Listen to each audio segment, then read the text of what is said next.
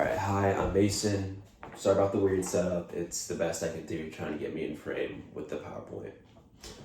Alright, so today we're going to talk about what we learned in the modules and just summary of everything, just to make it more clear about what we learned and to show my understanding. So, the performance role.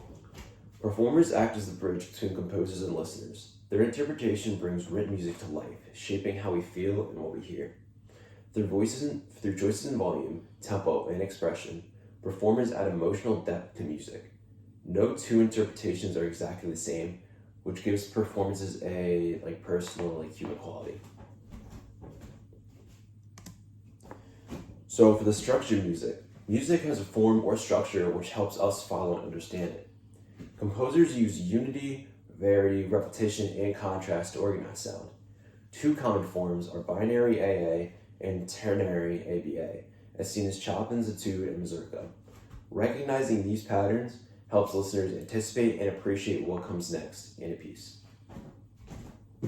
So, for types of listeners, there are four main listener types: casual, referential, critical, and perceptive. Casual listeners enjoy music in the background. Referential listeners connect music to memories or images. Critical listeners focus on performance quality. Perceptive listeners blend all three and analyze music more deeply, appreciating both technical skill and emotional impact. Okay, so folk music. Folk music is passed down orally and tied to daily life, celebrations, and traditions. It reflects community identity and is often improvised. Though simply on the surface, it is rich in meaning and constantly evolving over time. So, if it was created 50 years ago, the song or the piece of music could have changed over time with additions, things removed, all that. It also influences other genres, including art and popular music. Art music, often called classical, is written down and performed by trained musicians. It follows strict compositional rules and is preserved over time. Though sometimes viewed as elitist, it is simply one way to culturally express deep and structured musical ideas.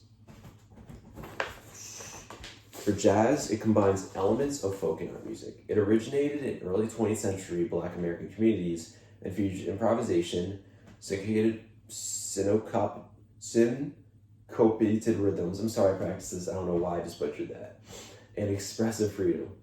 Though complex, much of jazz is unwritten, relying on the performer's creativity in the moment. Alright, 4. Music notation and duration. Music notation is a written system that shows pitch and duration. Notes have different symbols that indicate how long they should be played. Time is relative in music. Note values keep their proportion regardless of tempo. Rests are symbols that indicate silence.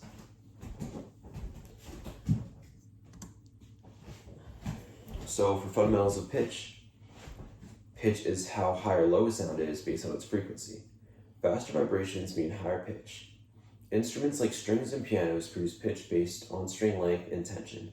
Pitch variation adds emotional and dynamic interest to music. So pitch names. Western music uses 7 letters, A to G, to name pitches, repeating every octave. An octave spans 8 notes, and each note name corresponds to a specific key on the piano. Notes in octave apart sound similar, but differ in frequency. So, pitch notation. Pitch is written on a 5-line staff. Each line in space represents a different pitch. Notes placed higher on the staff sound higher in pitch. Staff notation helps musicians know which pitches to play and when. So now for intervals. An interval is distance between 2 pitches. It's measured by counting letter names involved. For example, C to E is third. Intervals can go up or down and are essential in creating melodies and harmonies.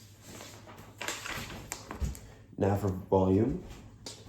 Volume or dynamic affects the emotional intensity of music. Composers use terms like piano, soft, or forte, loud to guide performers.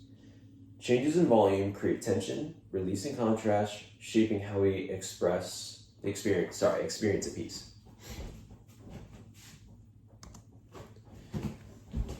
So for instrumental timbre. Timbre is what makes instruments sound different from one another. A violin sounds distinct from a trumpet, even if they play the same note. Timbre depends on material, shape, and how sound is produced. Plucked, bowed, struck, etc.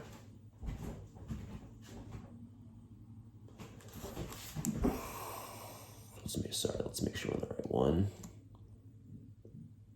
Alright, so for vocal timbre. Vocal timbre is shaped by voice, type, emotion, and technique.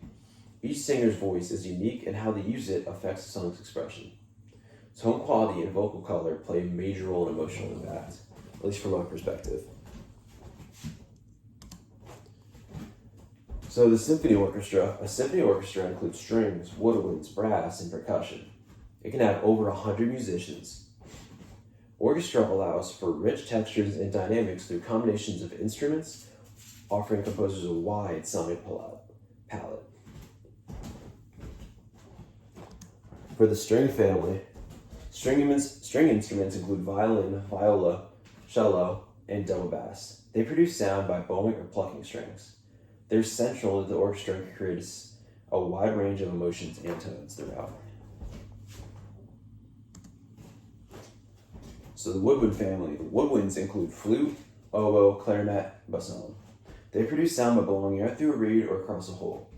Each has a distinct timbre, from the soft flute to the reedy oboe.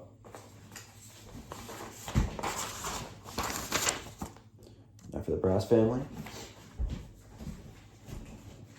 Brass instruments include trumpet, horn, trombone, and tuba. They produce sound by buzzing lips into a mouthpiece. They're known for power and brightness, but can also play soft and smoothly. The percussion family. Percussion instruments are struck, shaken, or scraped. They include drums, cymbals, xylophones, and more. Percussion keeps rhythm and adds drama, color, and excitement to music.